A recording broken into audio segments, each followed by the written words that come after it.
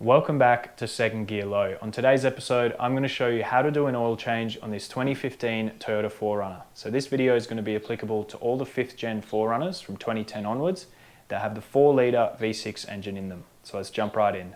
So we'll quickly run through all the tools and parts you're going to need to do the job, but as always there's a full list in the description below. You need 6.2 litres of a 0W20 engine oil. The filter is a genuine Toyota, but you can substitute this one with the YZZA5 as well.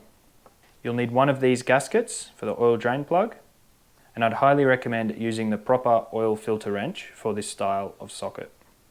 You'll need a torque wrench that can do 12.5 Newton meters if you want to properly torque everything up, a 10, 12 and 14 mil socket depending on your trim level. Grab yourself some gloves, a bit of paper towel, an oil drain pan that can hold 6 litres, and a funnel to fill that oil at the end. As always, make sure you chock your wheels before you get under your car. So make sure you take your car for a quick drive to warm up that oil. The first cover we're going to have to remove is this small one here, which is held on by two 12mm bolts. Now this one is between the two front tyres. So grab a 12mm socket, and we're going to loosen that one off.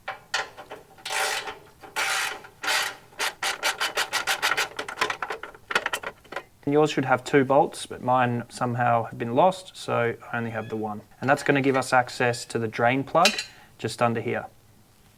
So this drain plug is going to take a 14mm socket, and you're going to want to have your oil pan handy underneath, ready to catch the oil.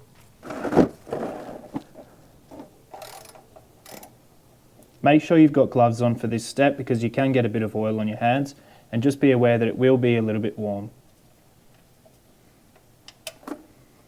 So while that's draining, make sure you remove the old gasket that's on this drain plug, and we're going to replace that with a new one. Once we're happy with how much it's drained, we can grab a bit of paper towel and wipe up the area. It's worth making sure at this point that the old gasket hasn't stuck to the bottom of the sump as well. And then we can grab the drain plug with the new gasket on it and install that. Now the correct torque spec for this is 30 foot-pounds or 40 Newton meters. But unfortunately my torque wrench doesn't go low enough, so I'm just going to nip it up. And then we can reinstall this plate using the two 12mm bolts.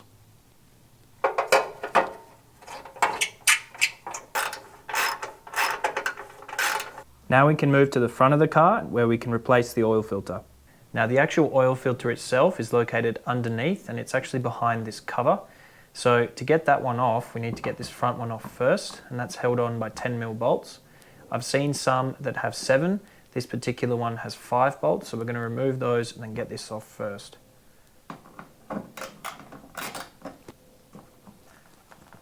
So just take note that there's 2 here that you don't need to remove, this one here and this one back here.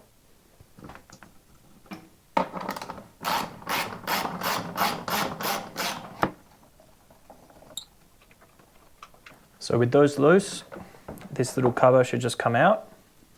And now we can proceed to taking this off. So to remove the second cover, you'll need to remove the 2 bolts that are inside this hole here and this hole here.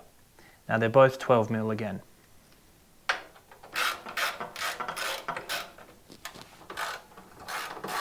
Just be careful, make sure you take the weight of that, because once you remove that second bolt or the last bolt, it will swing down.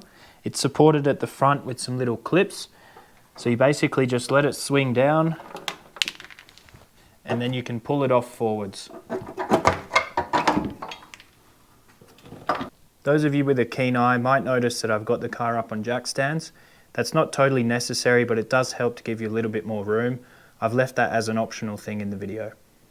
So now that that plate is removed, you can see we have nice access to the oil filter housing.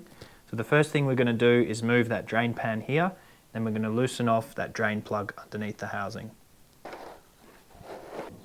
Now to loosen that one off, you just need the head of a 3/8 inch drive. That just inserts into the bottom there, and it's worth getting gloves on for this stage as well because there might be a bit of oil coming out. It shouldn't be too tight. So then you can just remove it the rest of the way by hand. So that's actually a bit unexpected. What's normally meant to happen is a little bit would drip out, and then you would insert this plug, which comes with the new oil filter, into the bottom, which would then drain out the rest of the oil. So it's a clean way of draining the oil from this housing. I'm going to put that in now just to see if any more is going to come out. So as you can see, there is a little bit coming out there, but I think the bulk of it probably emptied when I removed that nut. So I'm going to take this off now.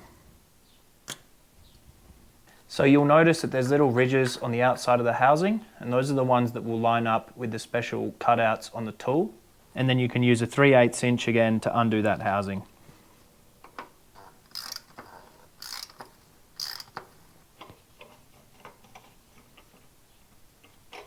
And you can see there that then our filter element is exposed. So we're going to take this to the side, clean this all up and put our new filter inside. So I've cleaned that filter up as best I can. Now I'm just going to remove this small O-ring that's on the inside here. You can use any kind of flat bladed tool that you've got. We can grab the new one and install that on. Now the ridge that it needs to go in is this one here.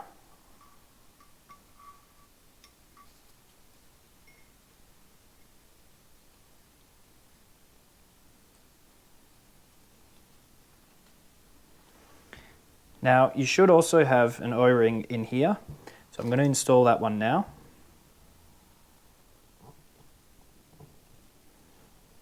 And then I'm going to install that cap back on. And you can see on both of these there's actually writing to tell you how much to torque it to. So this middle one is to 13 Newton meters, and this outer actual housing is to 25 plus or minus 5 Newton meters. So it's a good idea just to give the inside of this housing a quick wipe before we install that new oil filter. Then we can grab our new filter and install it. So the outside of the housing gets torqued to 25 Newton meters or 18 foot-pounds. Then we can come and tighten this one here, which is 13 Newton meters or about 10 foot-pounds.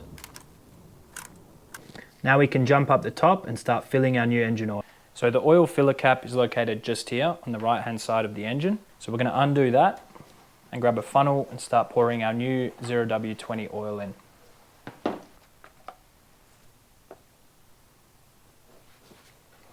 Once I feel like I'm getting close, I'm going to check the level with the dipstick that's on this side of the engine bay. As is typical on these dipsticks, there's two little markers, one for low and high, and you want the level to be somewhere in between. Once you're happy with where the level's at, you can remove your funnel and reinstall the cap. So it's a good idea at this point just to run the car and make sure that you don't have any drips anywhere. Once you're happy with that, we're going to reinstall these covers. So first the larger, heavier rear one. Now you'll notice that it does have these little tongue type things. They go in two holes, one here and one further towards the driver's side.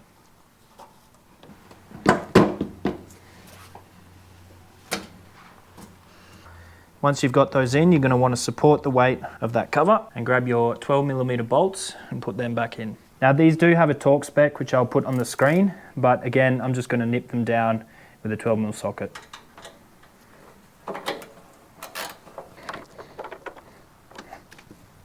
Now once that rear one's on, we can put the front one on, and that uses the 10mm bolts. You don't want to do these ones as tight because this is just plastic.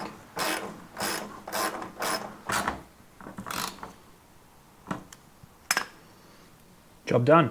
So that's it guys, that's how to change the oil on the 4Runner. Be sure to keep an eye on our channel for more 4Runner content, but for now, thanks for watching and we'll see you next time.